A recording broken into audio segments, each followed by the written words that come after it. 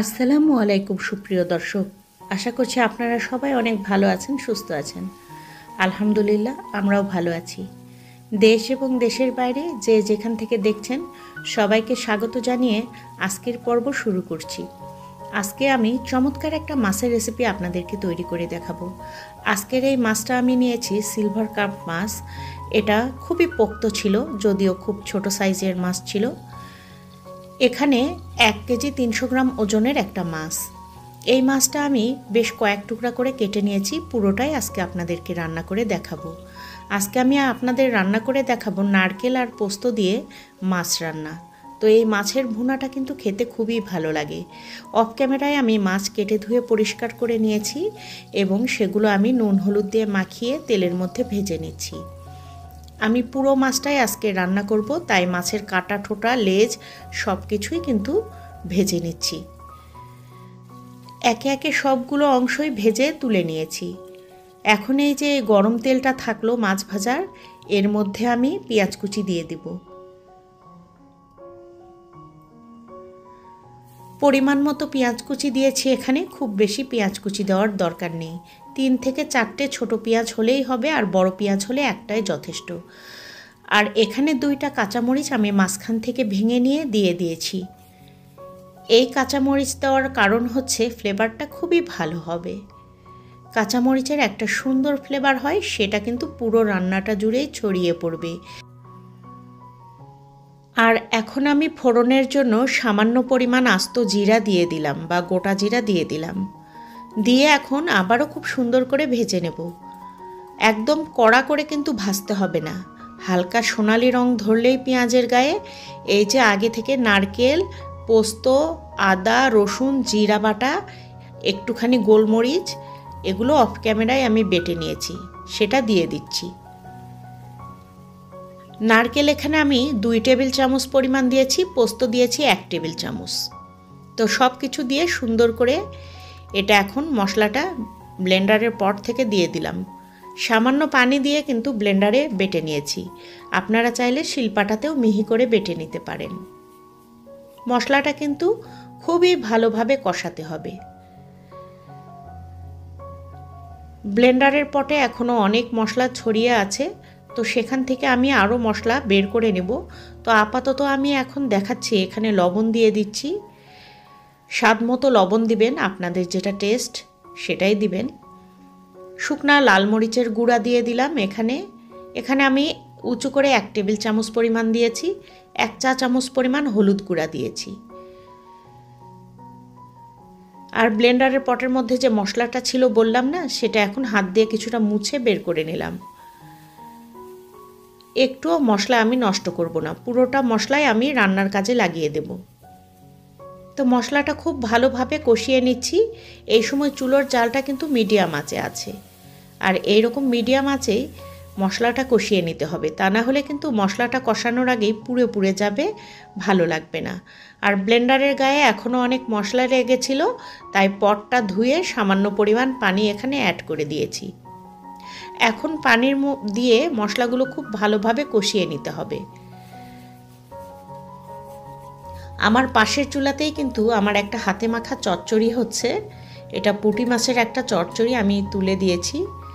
তো সেটা লাস্টে আপনাদেরকে দেখিয়ে দেব যে রান্নাটা কেমন হয়েছে পরিবেশনের পর।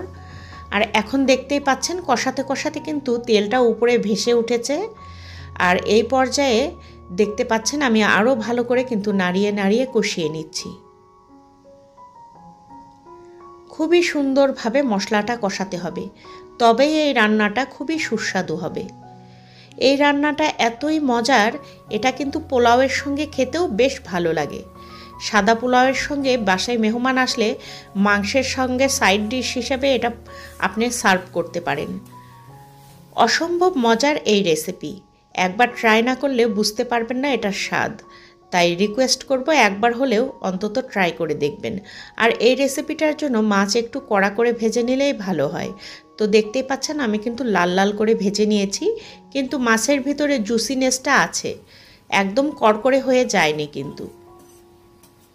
বাহিরটা লাল লাল হবে, ভেতরটা জুসি থাকবে। ঠিক এই পর্যায়ে মাছটা ভেজে নিতে হবে, তবে এই রেসিপিটা পারফেক্ট হবে। এখন মশলার মধ্যে ভেজে রাখা মাছগুলো দিয়ে খুব ভালোভাবে মশলার সঙ্গে কিন্তু কষিয়ে নিচ্ছি। তো বন্ধুরা, এতক্ষণও যারা ছাতে আছেন বলছি যে ছোট্ট করে একটা লাইক দিয়ে কিন্তু আমার রেসিপিটা দেখা কমপ্লিট করে নিতে পারেন আপনারা। আর যারা আজকে আমার চ্যানেলটি নতুন ভিজিট করছেন চাইলে কিন্তু সাবস্ক্রাইব করে দিয়ে পাশে থাকা বেল আইকনটি বাজিয়ে অল অপশনে একটা ক্লিক দিয়ে দিতে পারেন। বিশেষ করে আপনাদের কাছে রিকোয়েস্ট করছি, আমাকে এটুকু সাপোর্ট করবেন প্লিজ।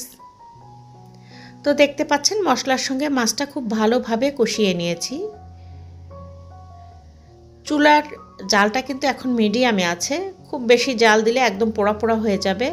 তো আমি মাছ রেখেছিলাম যে বাটিটাতে তেল লেগেছিল মাছের, তো সেই বাটিটা ধুয়ে সামান্য একটু পানি এখানে অ্যাড করে দিয়েছি প্রথম পর্যায়ে। এখন নাড়িয়ে মিশিয়ে নেব, প্রয়োজন হলে আরও একটু পানি দিতে হবে, যেহেতু মশলাটা খুব ভালোভাবে কুকড করে নিয়েছি একদম কষিয়ে কষিয়ে।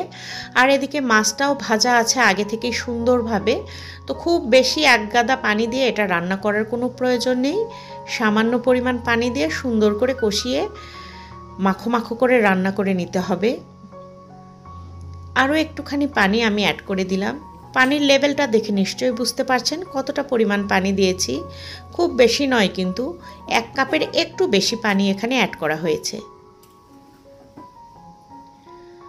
আর এখন আমি আলতো হাতে মাছগুলো মশলার সঙ্গে ঝোলের সঙ্গে মিশিয়ে দিচ্ছি সুন্দরভাবে, যাতে চারিদিকে ঝোলটা মাছের গায়ে ভরে যায় বা মাছের মশলার মধ্যে মাছটা ডুবে যায় আর কি। তো বন্ধুরা, আমার ছোটোখাটো ভুল ত্রুটিগুলো আপনারা নিশ্চয়ই ক্ষমা সুন্দর দৃষ্টিতে দেখবেন। অনেক সময় এডিট করতে করতে, কথা বলতে বলতে বা ভিডিও করতে করতে ভুল হয়ে যায়। আপনারা নিশ্চয়ই সেটুকু ক্ষমা সুন্দর দৃষ্টিতে দেখবেন বলে আমি মনে করি। এটুকু আশা আপনাদের কাছে আমার। তো দেখতেই পাচ্ছেন রান্নাটা কিন্তু এখন একদম কমপ্লিট। আমি ঢাকনা দিয়ে ঢেকে মিডিয়াম হিটে 20 মিনিট মতো রান্না করে নিয়েছি। মিডিয়াম টু লো হিটে বললে ভালো হয়, মানে চুলার জালটা একদম কমেই রেখেছিলাম। তো খুব সুন্দরভাবে রান্না করে নিয়েছি। এখন উপরে তেল চলে এসেছে দেখতে পাচ্ছেন খুব ভালোভাবে। এখন আমি এখানে আগে থেকেই জিরা ভেজে গুঁড়া করে রেখেছিলাম, তো ভাজা জিরার গুঁড়া দিয়ে দিচ্ছি। উপর থেকে ভাজা জিরার গুঁড়াটা খুব সুন্দর করে ছড়িয়ে দিতে হবে। আর এখন আবারও ঢাকনা দিয়ে ঢেকে দেব, এতে করে জিরা ভাজার যে সুন্দর একটা ফ্লেভার এটা ভেতরেই আটকা থাকবে, বাইরে চলে যাবে না।